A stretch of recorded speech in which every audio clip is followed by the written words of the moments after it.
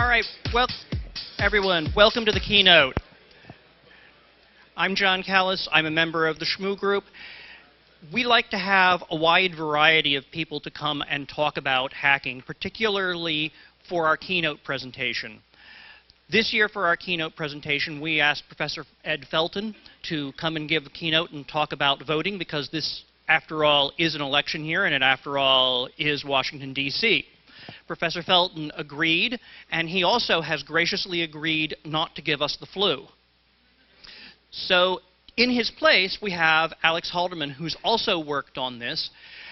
Alex has worked himself on some very interesting things like the Sony rootkit, the Diebold voting machines that he will be talking about, and also in the next week or two, he's going to be announcing some results that can't be discussed right now, but you'll hear about them, and you'll know that you got to see him ahead of time.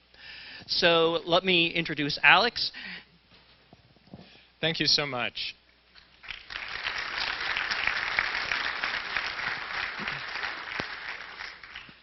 So Ed Felten unfortunately can't be here tonight, and he told me yesterday afternoon that that maybe I could go in his place.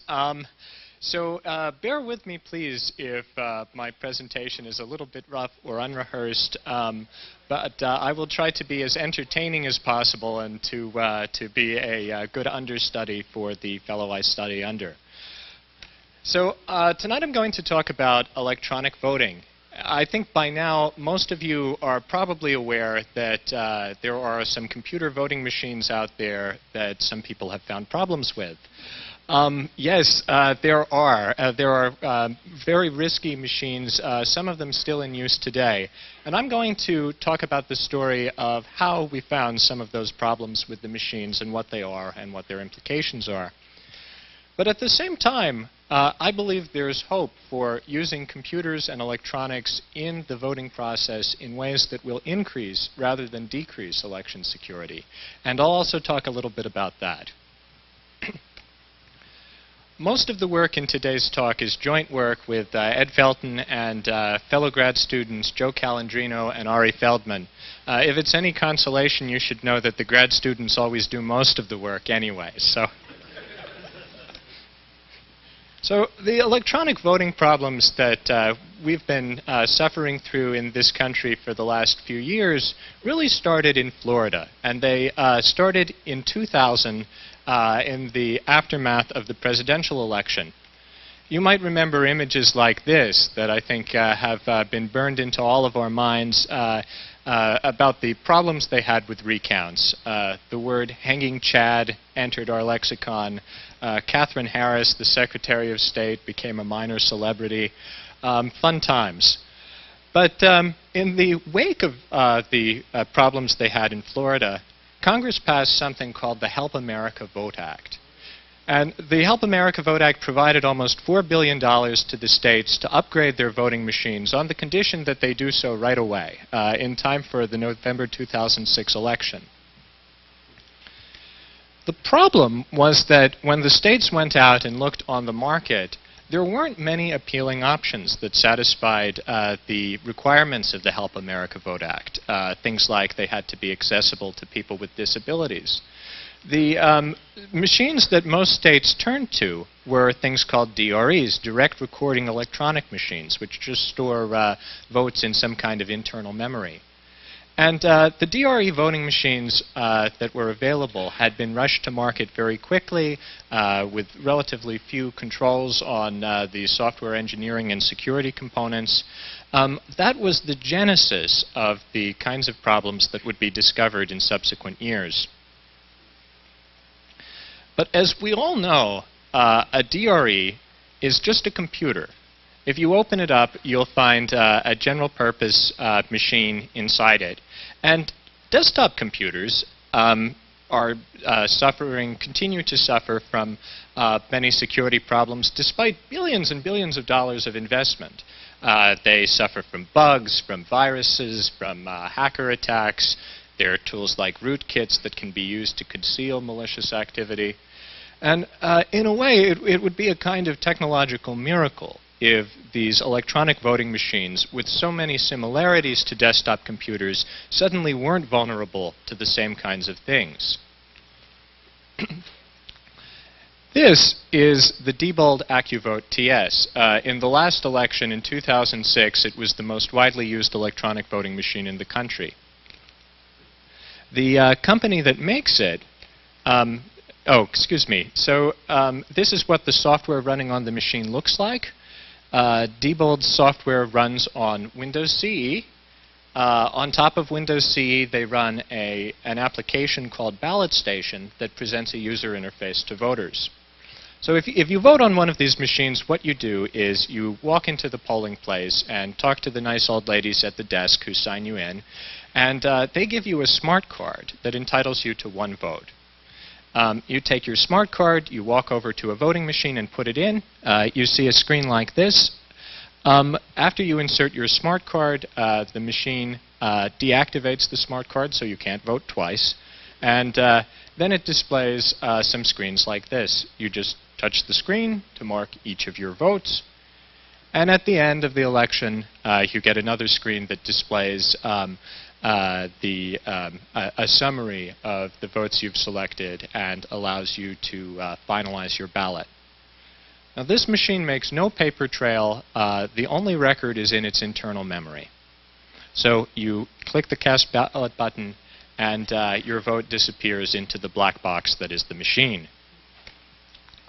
Now, given that it is a black box and that people in the computer security community suspected e-voting machines would have similar problems to desktops, many people wanted to take a look inside and see how it worked and whether there was any evidence of security problems. But Diebold, the company that makes the machines, for many years made it very difficult for people to look at it. They hid behind intellectual property law, forcing the states that bought the machines, for instance, to sign non-disclosure agreements that prohibited them from inviting independent people to inspect them. They used trade secret law to intimidate people who might have wanted to leak details or blow whistles.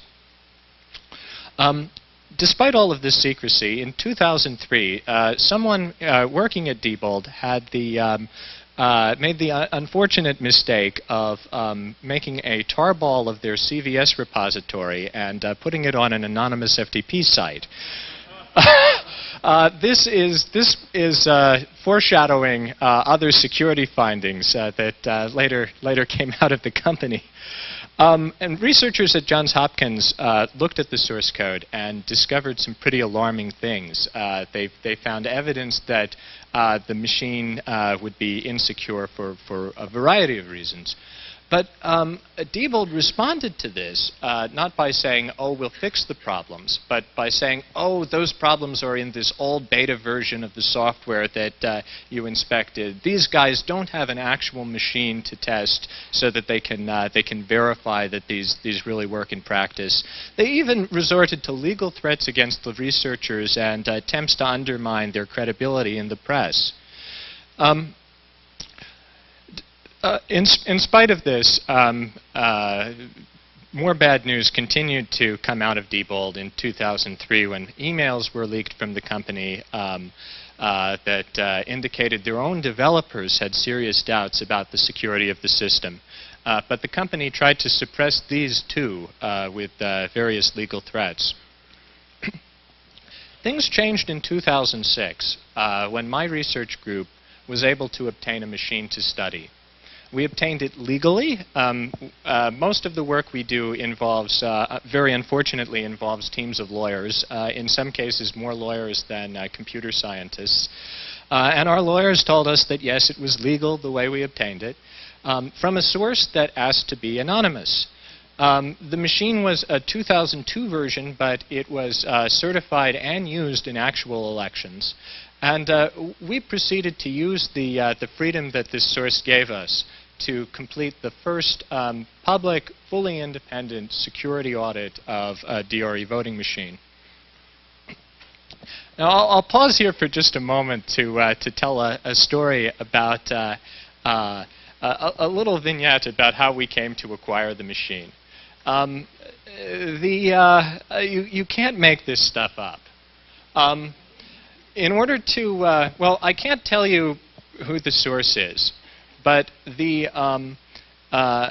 but I was the one who actually participated in the handoff of the machine when we acquired it. This involved me dressed in formal clothes. I drove up to New York City in a white sedan and double parked near Times Square outside a hotel. I went into the alley behind the hotel, from where I received from a man wearing a trench coat a nondescript black leather briefcase containing the voting machine.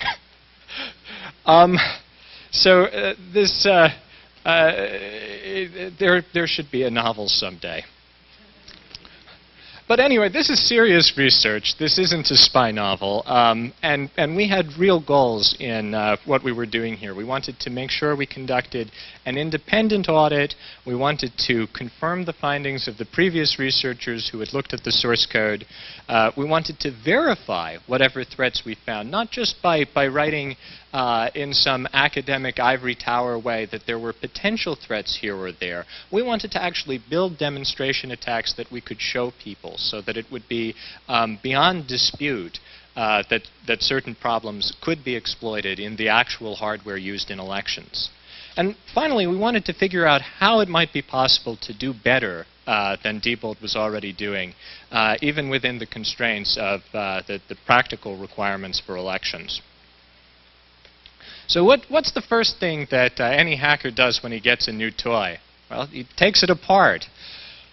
This is what was inside the Diebold machine when we took it apart. This is the motherboard. You'll see it looks a lot like, maybe like a little bit like a laptop, maybe more accurately a hybrid between a laptop and a little Windows CE PDA. It has 32 megs of RAM, an SH3 CPU, some flash memory, and PCMCIA slots, as well as other components, a system controller that's a standard Windows CE device. That's the unlabeled chip there near the middle. But we were faced with a puzzle when we found this. So you're given something like this, and when we turn on the machine, it just boots into Diebold software. We can't break out of it easily. Its software is in some flash chips on the motherboard. How are we going to get the software out to study, or even to find a way to break into the administrator features in order to set the machine to run a new election? This was very different from, say, just trying to root some Linux PC you have access to, because we didn't even have a way to, we didn't have an easy way yet to run our own code.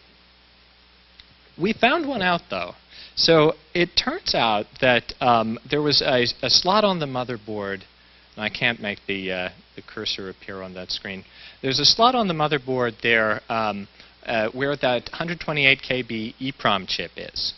And it turns out that there's a way to reconfigure the motherboard by setting some jumpers so that instead of booting from its internal flash chip, it boots from the EEPROM chip. So we were able to take an EEPROM, program it with our own code, and boot from it just like you were booting from a CD-ROM or a floppy disk on a PC system. Except that we had to start with basically just the data sheets for the hardware and figure out how it worked.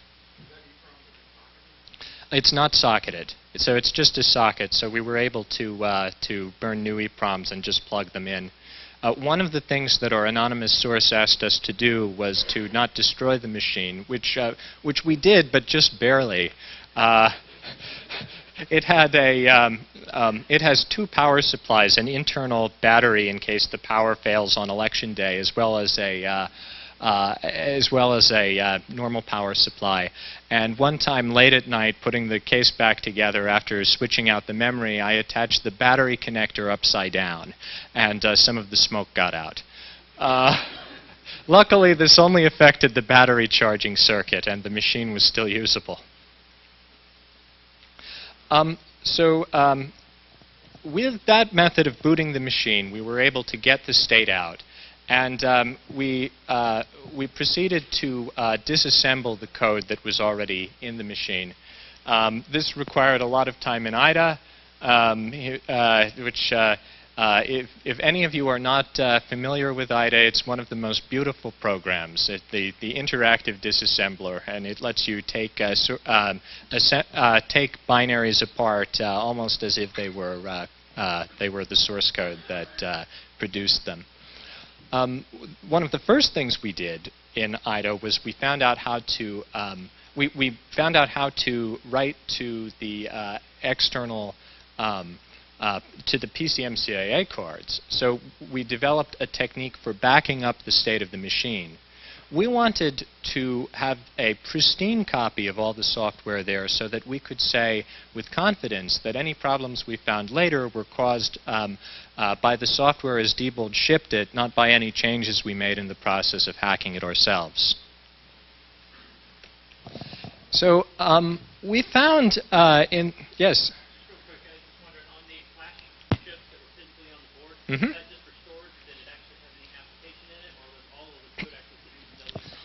So the EEPROM was 128 KB and just stored a bootloader. The rest of the system software, including Windows CE, a second copy of the bootloader, which was what normally booted, the voting application software, the ballots, and a copy of the votes, all lived in the internal flash.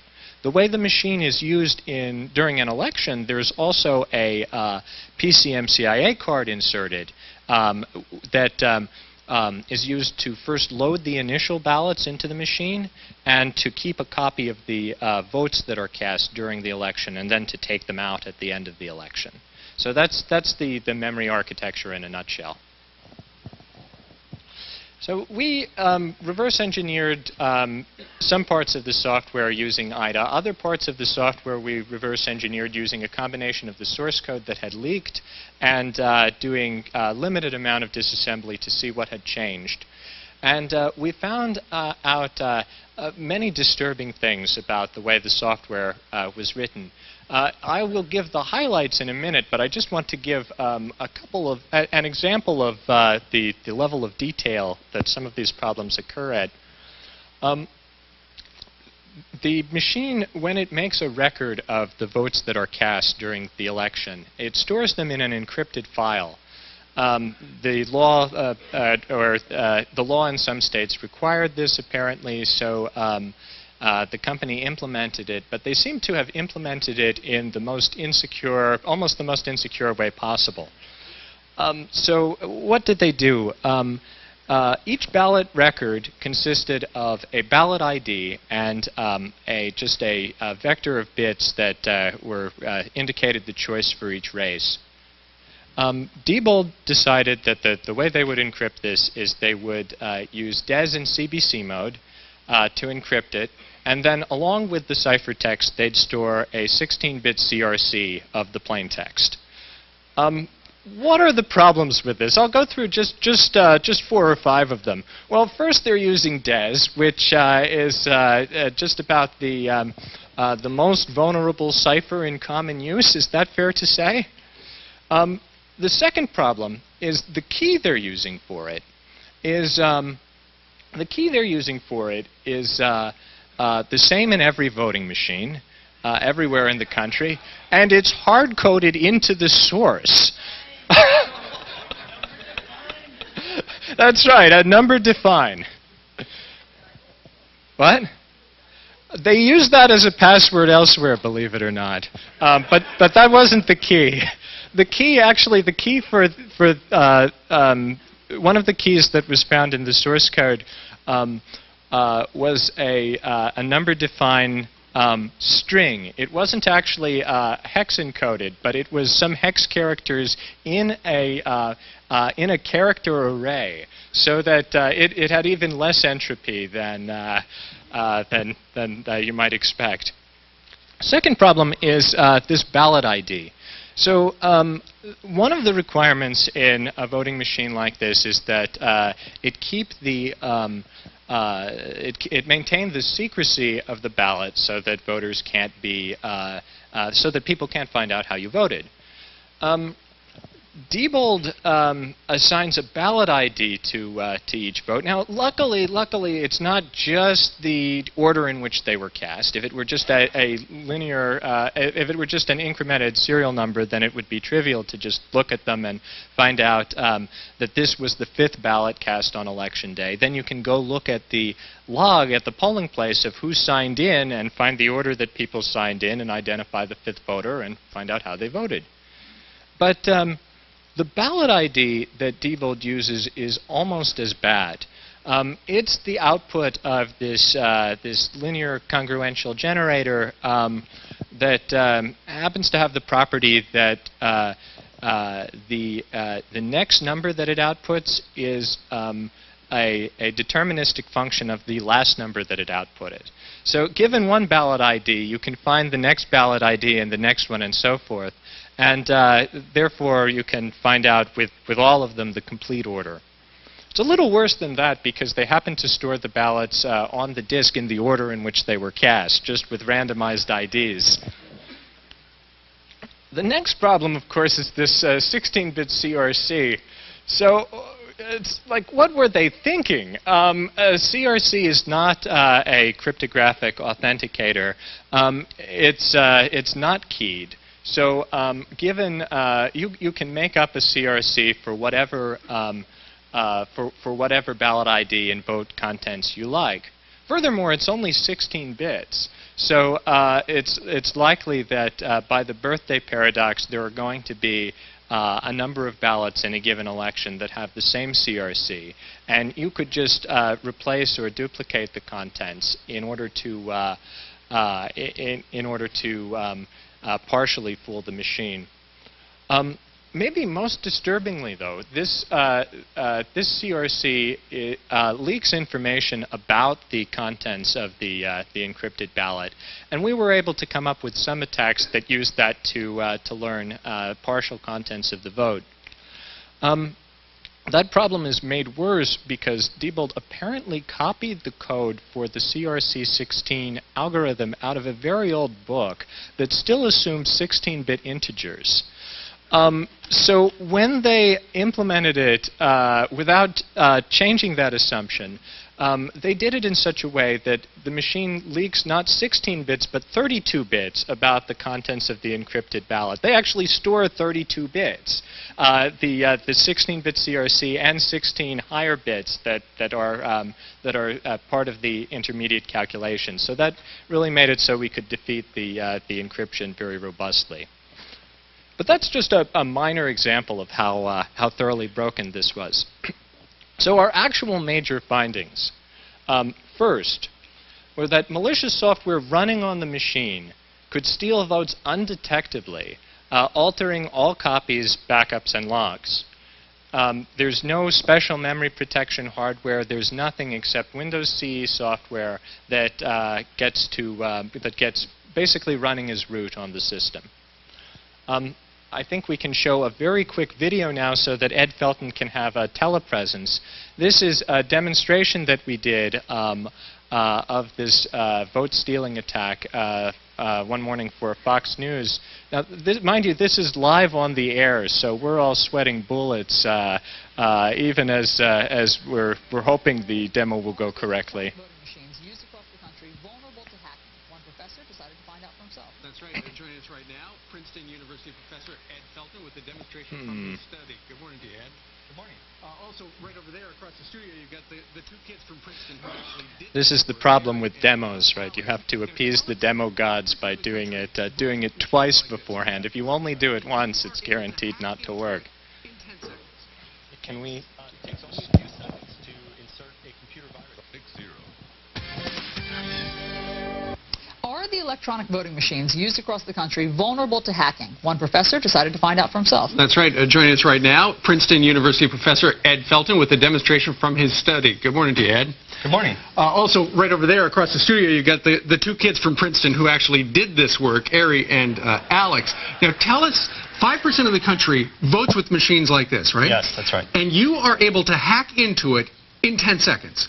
It takes only a few seconds to insert a computer virus into this voting machine. But how technologically savvy do you have to be a hacker to do this? I mean, you have to be able to write computer programs, yep. Which a lot of people can do. Sure. You need to be able to open up this door on the side, which anybody can do, and that's about it. All right, let's see how it works. Yeah, you want to show me? If I'm Sure. voting, what happens? How it goes wrong, you say? So we have set this machine up. We've infected it with our virus in advance. Okay. And we're running a simulated election here between George Washington and Benedict Arnold. I think I know who I'll vote for. All right. Go ahead, pop it in. I'm on your side. In for you. Okay. And just wait a So second. when I go to vote at an electronic voting machine, it looks similar. It's just like this. Just like this. 5% of the This is country. real machine. Okay, so I say start. Yes. Yep, click next I want George Washington. Yes. Okay, good. Okay, now I do next. Next. All right. And cast ballot. And I see that that has registered my vote That's correctly. right. George Washington, I'd like to cast my ballot. Very simple. All right. Now, I'm going to vote. Just a minute. All right. So every person gets a different voter Yes, access that's card, right. All right. It takes a minute. Loading base. All at right. the bottom. Start. I'm voting for George Washington. Okay. Cast ballot. There you go. Okay. All right. All right. Now I'm going to cast a third vote, also for George Washington. All right. Well, we're going to watch just to make sure. All right. Watch very carefully. Loading ballot. You're starting. There's You're my voting vote for for George George. Washington. Okay, good enough. And then you cast your No, ballot. that's my So there vote. should be 3 votes for George Washington. 3 votes In fact, for George what are we going to Washington, see? yes. But because you have infected this machine with a virus, perhaps George Washington will not be the winner. Perhaps right. All right, so now you're putting in the I'm putting supervisor the card. supervisor card. Now it's the Okay. end of election day, and Time I'm to the count election the worker. We're going to votes. count the votes. Yep. All right, very Right. good. So I stick this in, Yeah. and it takes a minute. I need to put in the highly secret PIN 1111. Okay, there you go. I think you just accidentally said that out loud. Okay. Okay, ballot station. Not secret anymore. I'm going to end the election, Okay. Yeah. and that's okay with me. Yep. Okay. And now I'm going to print the results on this printer. Okay, over here. quickly, very quickly. Yes. And the results will come out. So here's what happened. Yeah. Inside the machine, it was keeping an electronic record of every vote. Right. 3 votes for George. But the computer virus went and switched the votes inside the computer's memory. All right. And when you see this result, what you see, look at the tape right here. Hold it right there, very Yep. carefully. 1 vote for George Washington and 2 for Benedict So Arnold. you're saying my that goodness. hackers would have had to have done this before people voted. They would have had to have infected it with a virus, Wow. and then it skews the Before results. election day? Oh, Yep. my goodness. Anytime before election day. Ed Felton, professor of computer science at Princeton, we thank you very much. By the way, when we come back, we're going to read the statement from Diebold. They say, the maker of this, they say, flawed information.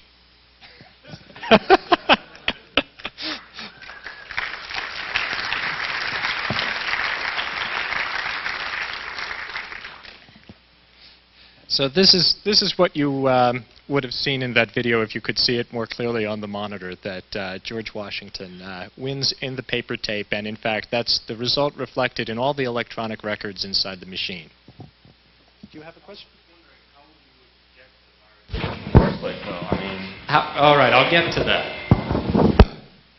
So we developed, just talking about the software running on the machine and what it can do. We developed a user-friendly version of the vote stealing. Of course, a real attacker would probably do something more subtle.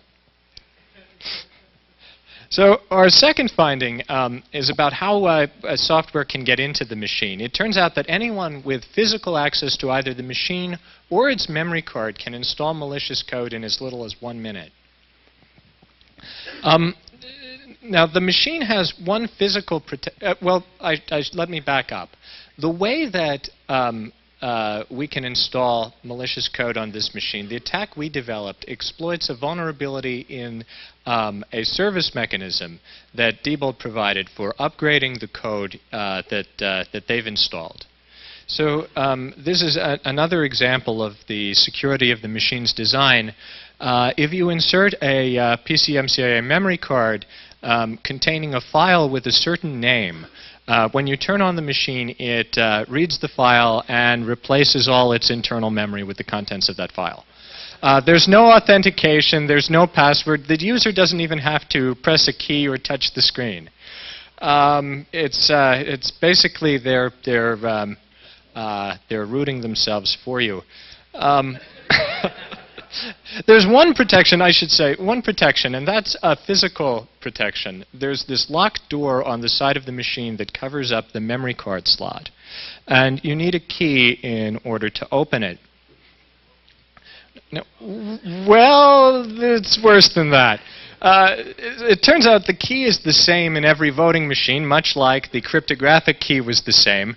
Every machine in Maryland, every machine in Georgia, for instance, where the machine was used statewide when we did the report, uses exactly the same key.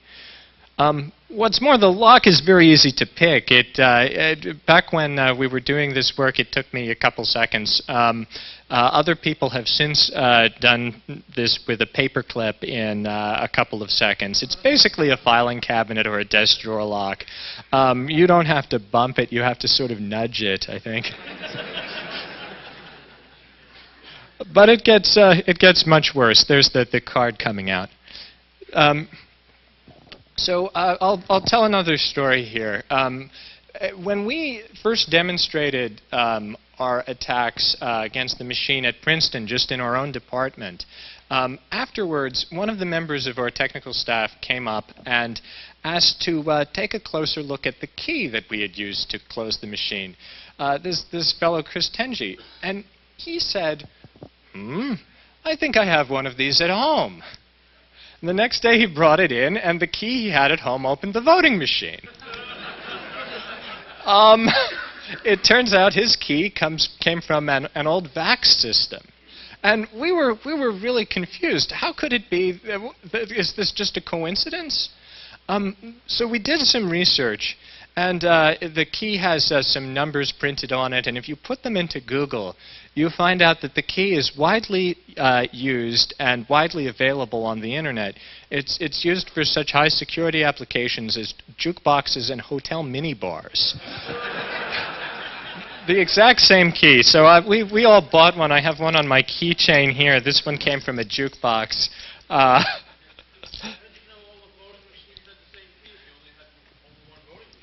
So that was reported elsewhere. That was, I believe, that came from the vendor's own disclosures. So on the website you can order them. So here's the website where you can order them, and it gets worse. I think some of you have figured out. Yes, so a reader of Freedom to Tinker, the blog where Ed Felton and I write, emailed us to say that he noticed Diebold was selling the keys on its site. Now, they wouldn't sell one to him. He tried, and they insist that you already have an account with them, that you've bought some machines or something. But he noticed instead this very high-resolution picture of the key showing just how it was cut. So he went to Home Depot and bought some blank keys and filed them down in his basement and mailed a couple of them to me. And they worked. So they didn't get the physical key any better than the cryptographic key. I think they finally took down the picture after we blogged about it. So that was the second finding. The third finding that was alluded to in the video, and in many ways is the scariest of all, is that malicious code can spread in the form of a voting machine virus from machine to machine. And this is during normal election procedures. So how does the voting machine virus work? Well, to oversimplify things, if you put in a memory card into an infected machine, the machine copies a file with the name of the software update file to that memory card. If you boot another voting machine with that memory card in place, Diebold's own software update mechanism installs the update, infecting the machine with the virus, and the cycle continues. In practice, the memory cards are moved between voting machines quite often. They're moved from machine to machine before the election to load the ballot design into each machine. They're moved after the election to aggregate and tally the results. And in most states, there wasn't a lot of control on which machine got which card. Over the course of a few election cycles, a small number of election cycles, it would be trivial for a virus to hitch a ride on these normal shufflings and aggregations of memory cards to infect perhaps all the machines in a county, all the machines in a state. And that is That's the horrifying thing. I have to say it again. A single point of infection, perhaps a conspiracy of one person, could launch a voting machine virus attack that would eventually infect all the machines in the state. That's a whole new level of potential for election fraud. It's unlike anything that we had seen in the past in terms of non-electronic voting.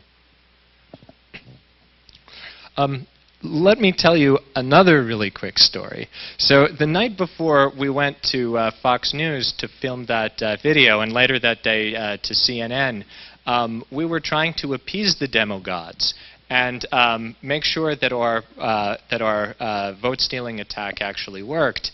About 10 o'clock that night, we had a car coming at 4 in the morning to take us up to New York for the early taping. At about 10 o'clock at night, we found that our code wasn't quite working. Sometimes George Washington won. Now, we found the bug. It was some timing problem. We were voting too quickly, so the vote-stealing software didn't wake up and change the outcome in time. But when we updated the code on the machine, we were finding it still sometimes failed. Well, we eventually realized that the reason that it wasn't working was because the machine was infected with our virus, which was blocking software updates. And we didn't even know the virus was on there. We thought it was just the little bit of code that steals votes. But so these viral attacks can be tricky, and they can be extremely stealthy, even to their own creators. So this machine, I think we've shown, is unsafe, at least in the way it's used today. But the question that I think the public has to ask in response to this, as well as the technical community, is this just a fluke, or is this representative of electronic voting machines generally? We got a chance to find out last summer when Deborah Bowen, the California Secretary of State, convened a study of all the major electronic voting systems used in California. She invited teams of researchers from California, as well as my team from Princeton. Here are most of Ed's other grad students, to study the different machines. This was the first state-sponsored study, to my knowledge, where the researchers were given basically full access to the source code of the system and the ability to report whatever problems they found. So we spent most of the summer locked away in a secret lab with a safe and all sorts of other silly-sounding precautions, poring over the source code. We were only given 6 weeks to do the bulk of the analysis, to do the source code analysis, even though it was 300,000 lines of code. But in 6 weeks, we found quite a few problems, and so did the team studying the other systems. So my team studied the Diebold machine, a newer model Diebold than what we had studied before, and teams from California studied voting machines from Hart and Sequoia, 2 other vendors. The Hart team, they found two kinds of problems. They found attacks that would allow malicious code to be injected and potentially to spread virally from machine to machine. And they found a different kind of attacks that would let voting officials find out how everyone voted, violating the secrecy of the ballot. The Sequoia team found basically the same 2 categories of attacks, and not to be outdone, we also found viral attacks and attacks that would let voting officials find out how everyone voted. So all 3 systems suffered from remarkably similar vulnerabilities, and very serious ones. In response, California imposed significant restrictions on the use of all of the machines, and is working now to try to tighten security even further. So electronic voting is a security disaster as it's been implemented so far. It's not just a single machine. It's not just a single bug. It's a systematic failure across multiple vendors, across multiple layers of security, all breaking down. But the question is what to do about it. We have to hold elections. Some people have called for banning DRE voting machines or electronic voting machines entirely. But critics respond, won't that just return us to the bad old days like this?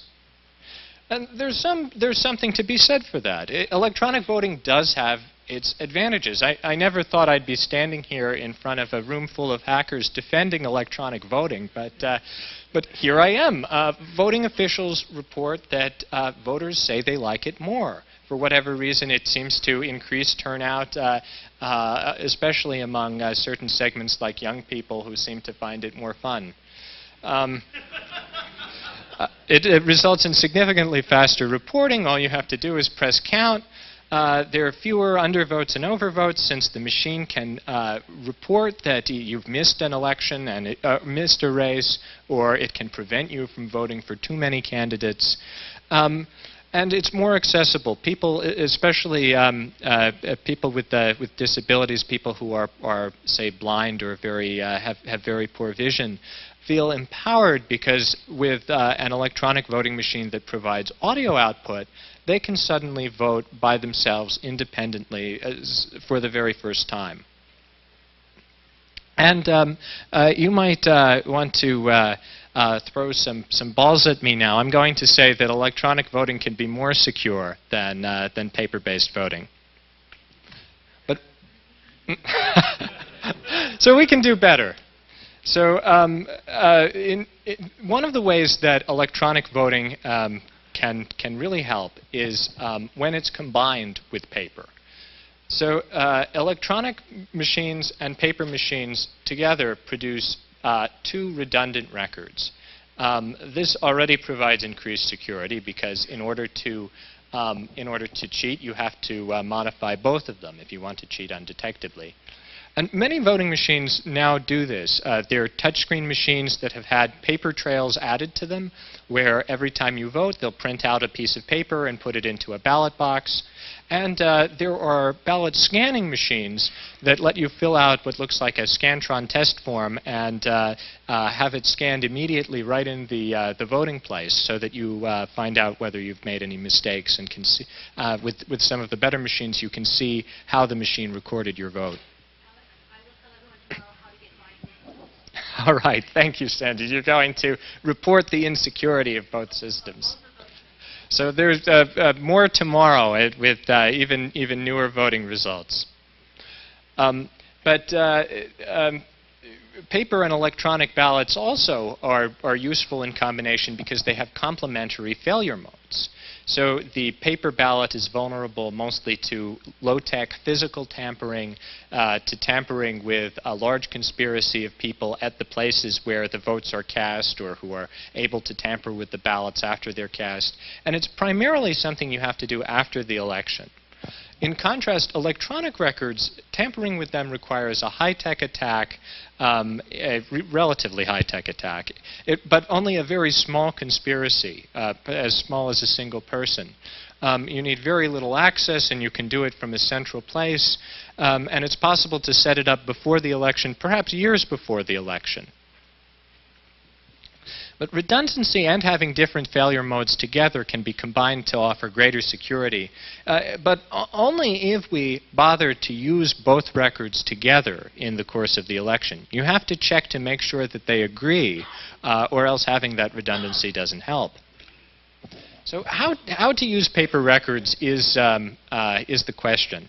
We could have a machine count the paper records, some kind of scanner maybe, but wait a minute, I just spent all this time describing how risky machines are in the voting process. The other thing you could do is you could have people count all of them by hand, but that has risks too, and it's also very expensive. Some studies of recounting the paper tape that comes out of DREs with paper trails have shown costs on the order of several dollars per ballot. It's amazing how expensive it is to do a full recount. So what's usually done in practice is you pick some random subset of the papers and just spot check to make sure they're right. But which subset is the question? So the standard approach in this fictional state, for instance, is to pick some precincts randomly some voting places randomly and just hand count the paper records in those places and make sure they agree with the machines in those places. This is pretty good. We can get ample statistical confidence.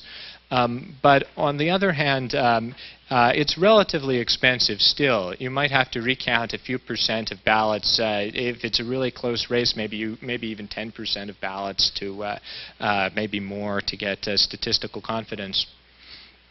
But what you want to do in any case is make sure that you're confident enough that in answering whether if you counted all the paper ballots by hand, the result would still match the electronic tally. So here's an example. Let's say we have this race between Alice and Bob with a margin of 10%. We want here to reject the hypothesis that 5 or more % of ballots differ between the paper and electronic versions. So if we're going to do this kind of paper-based, this precinct-based recount, for a given size election, maybe we have to hand audit, say, 60 precincts. If this is expensive. Maybe it costs $100,000. And I'll give you, for comparison, a different method in a moment. So let's say instead of counting by precincts, we were to sample individual ballots. This is something that's been proposed by some people called ballot-based auditing. So that can enable us to be much more efficient. So here's a visual depiction of the statistical intuition here. On the left, you have this jar of 100 marbles. 10% of them are blue. On the right, 6,300 beads, and 10% again are blue. Let's say that all of them are, let's say that the marbles are precincts and the blue ones are places where fraud happened.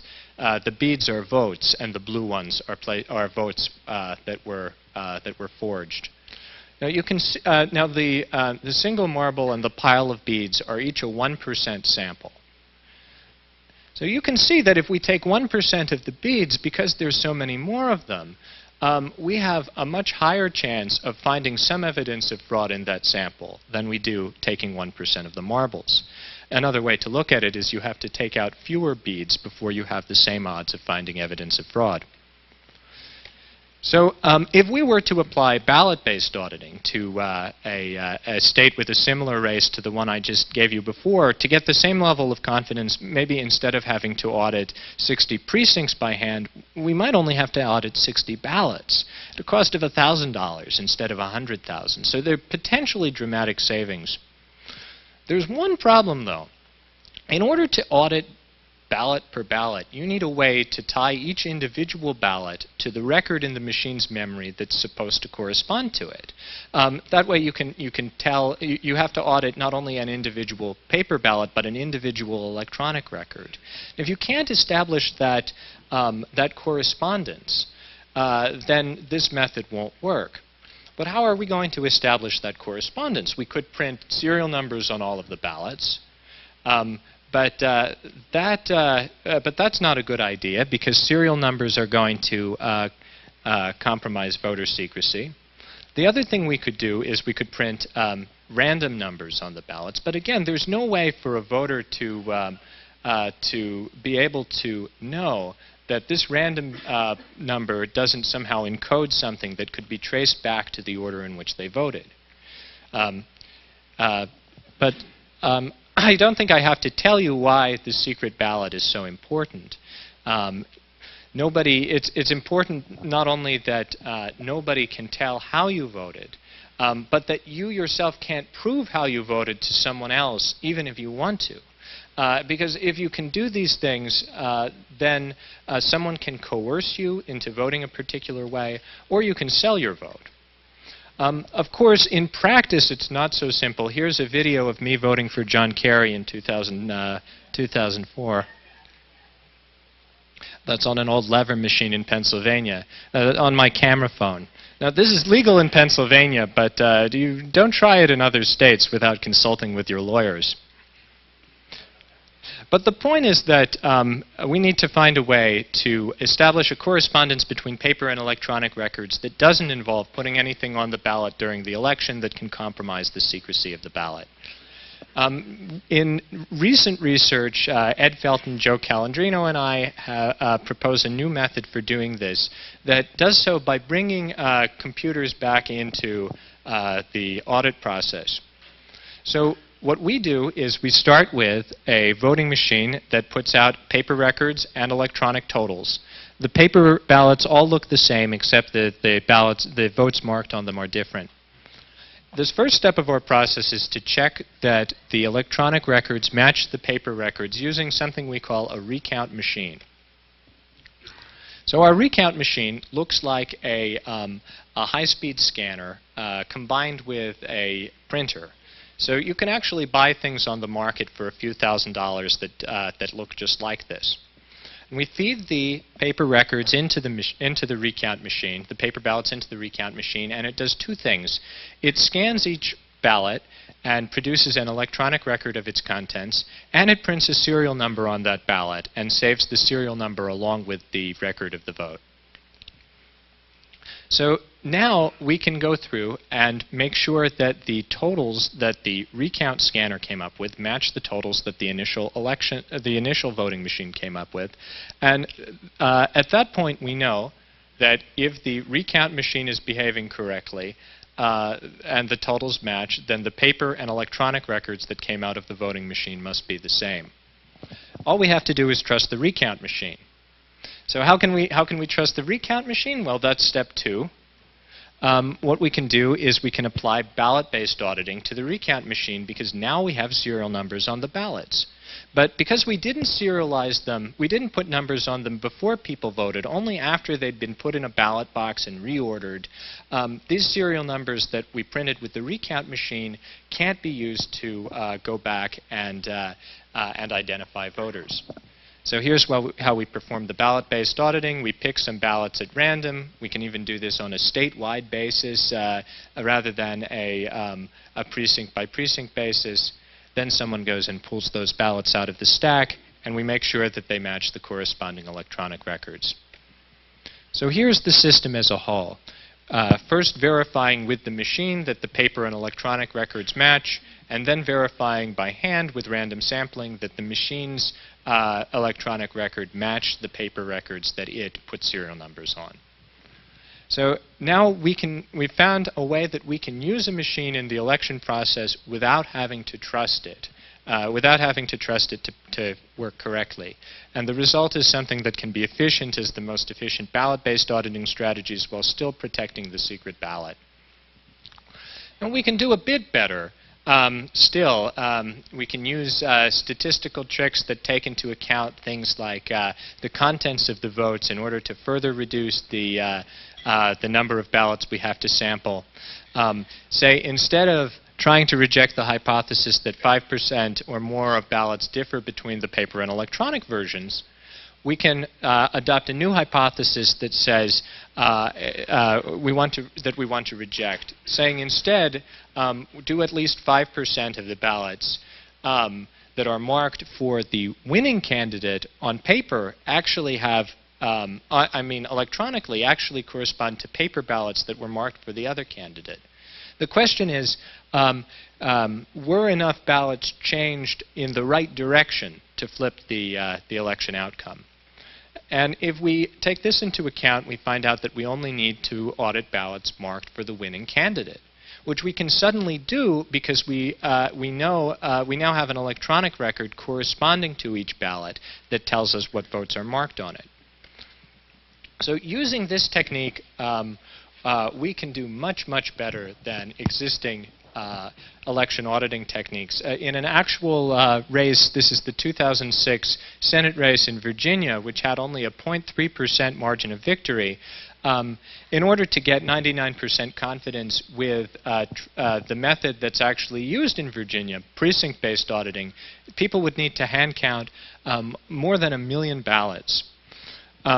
Using our techniques in their most developed form with content-sensitive ballot selection, we'd need to recount by hand just a little bit more than 1,000 ballots. The rest of the work would be done by machines. So we can use these techniques to do audits much faster, much cheaper, and much more securely than humans can do today. And we hope that they'll be adopted more widely as people begin to trust machines when used correctly as part of the audit process. So returning to Florida once more, some states have already learned the hard way how important it is to have an auditable paper trail as part of their voting system.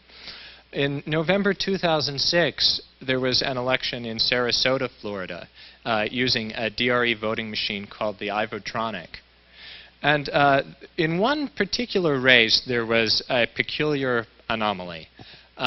This happened to be a congressional race, incidentally, to replace Katherine Harris's seat. It was the most expensive congressional race to date in U.S. history, in fact. And the anomaly was that on 15% of the ballots where people had voted with the Ivotronic machine, the machine registered that the voter just left the congressional race blank. In other places, other parts of the state that didn't use the Ivotronic machine, it was something like 3%. In fact, on these machines, the results showed that more people voted for the local hospital board than voted for the U.S. congressman. There was, to make matters worse, there was statistical evidence that showed, based on the demographics of the place where votes were missing, that if these machines had recorded a normal undervote rate instead of an astronomical 15%, the outcome of the election would have been different. A different candidate would have won. So you have some anomaly potentially costing a seat in the House. Were the machines hacked? Were they malfunctioning? Was it some human error? Perhaps bad user interface design. Perhaps voters in this particular place just didn't want to vote for the House. The problem is we'll never really know. In part because the machines didn't keep any paper records. The only records were inside the machine in electronic form, and they don't really tell us whether there's any correspondence between what the machine recorded and what voters saw on Election Day. Ironically, one of the items on the ballot that day was a referendum to require that Sarasota County adopt a paper trail for their e-voting machines. It passed, or so the machine said. So over the 2 years, well, year and a half since then, there have been many studies into this phenomenon, inquiries from inside government and without, lawsuits, but it's still in dispute even now. It's likely to be a moot question very soon, only because the supposedly winning candidate is now running for re-election. In contrast, look what happened in New Hampshire last month during the primaries. There was some similar dispute about electronic voting machines where in places that used electronic machines, I believe it was that Hillary Clinton got more of the vote versus in places that used only manual counting, she got less. Well, this could have been the source of major problems of voter confidence, except that New Hampshire has a law requiring paper trails, and they have very good audit procedures. An audit has already been conducted and has shown no major anomalies. In fact, this is probably just a statistical fluke or a factor of demographics. So people were able to regain confidence very quickly. Florida, since 2006, has adopted new laws requiring paper trails, actually mandating optical scan voting machines, which inherently have paper trails, and mandating random audits. So Florida is now ahead of the game. But there are still a dozen or so states that are using the dangerous voting technologies like the ones we've studied. And we can only hope that this year we won't have any similar problems. So thank you very much, and I'd be happy to take questions.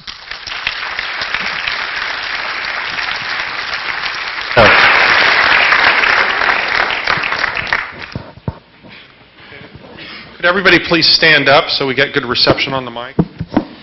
Which are the states that have the dangerous voting machines?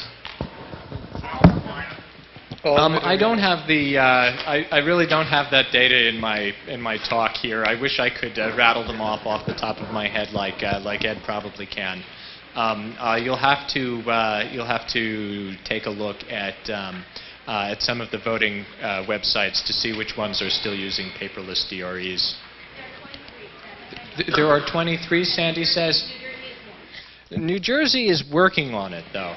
It depends how you measure, I think. But there I know many places in Pennsylvania also don't have paper trails, including where I vote, where I come from, north of Philadelphia.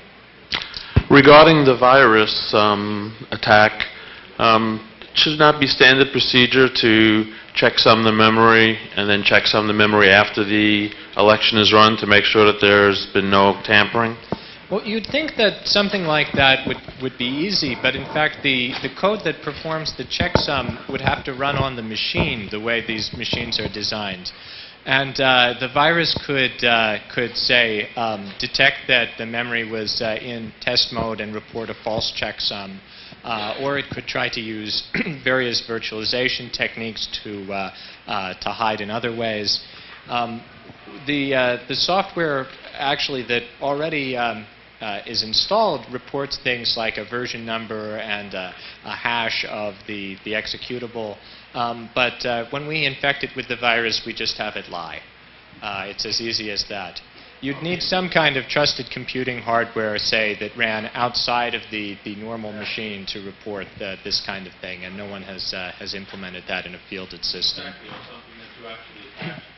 Or something you attach, yes. So something like that would be interesting, and I think there have been some proposals that have or are just now coming out of the research community to even retrofit things like that into existing machines.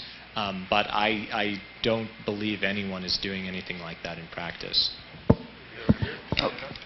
One more? Did you give any of your research to the Black Box Voting Project or VoterGate? Or VoterGate? I think they're well aware of it. Bev Harris knows about our work. We emailed with her very shortly after it came out, in fact. In the machine-assisted scheme, yes. Isn't the stage of having people do the reordering of the paper a bit non-trivial? So it depends how much you demand that they be reordered. If it's just, it doesn't take much reordering, I think, to destroy, to make the really simple attacks much harder. You just need to a fairly small amount of shuffling. In order to have really strong security, you'd want to know that it's a completely random permutation, which is much harder in practice. But to make it leak much less information, I think would just require the normal amount of shuffling that would happen when people slip the paper into a box and maybe tossed it around a couple times before scanning. Did you do a comparison between the code that was up on the FTP server that was publicly available versus the code that you got in the California tests, and what major differences were there? So the code we tested in California was quite a bit newer. It was, and the differences were, well, it was, by that time the code had evolved a lot. There were many new features in the machine. I would say there were places where it had been improved, but also places where there was just a lot more cruft that had been added. I don't think that the overall quality of the code was improved. We found a number of buffer overflows that were exploitable in the California study, different ways that viruses could spread through the machine even without taking advantage of bootloader vulnerabilities. So the code was not good. And we talked with engineers at Diebold as part of this and just tried to ask them, well, what happened? How is it that problems like the ones we found slip past your quality assurance? And what they told us basically was that they don't have people on staff whose job is security. They don't have people who have extensive security backgrounds. They don't do threat modeling. They don't do any kind of high assurance engineering. Security for them was something they thought about, but they didn't think about in any kind of consistent way. And that's why the code just reflects that all over. It's inconsistent. They get things wrong. They get things wrong on layer after layer. And it really didn't improve. The parts that were outsourced were worse than the parts they did in-house, if that's any consolation, except for Windows, which probably was the most secure part of the box.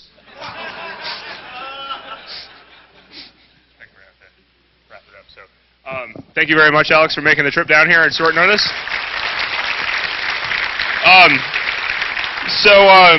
For those that don't know, the Shmoo Group was originally an Alaskan kind of collection of folks, and every year we try to give people a very Alaskan gift. I think the first year I actually got moose nuggets, which is a colloquialism for moose poop. So this is a slight step up, although since we got this printed after or before Ed fell sick, it's got Ed's name on it, not yours, so I'll leave it to you as to if you're going to scratch it out and say, no, they really gave it to me, or you'll return this to Ed. But this is an engraved gold pan from actually Anchorage, and it's for Ed and now Alex. So thank you very much for making the trip. Thank you. Thank you. A couple of notes. I think you need to get out of town tonight is your goal. So I know the normal inclination is to bum rush the speaker afterwards, but try to make sure he makes his train because it's a real tough slingshot up to Princeton from here. Other than that, Hacker Halo practice is going to convene in this room, and for the rest of you that aren't going to do that, we'll see you all bright and early tomorrow morning. Thank you very much.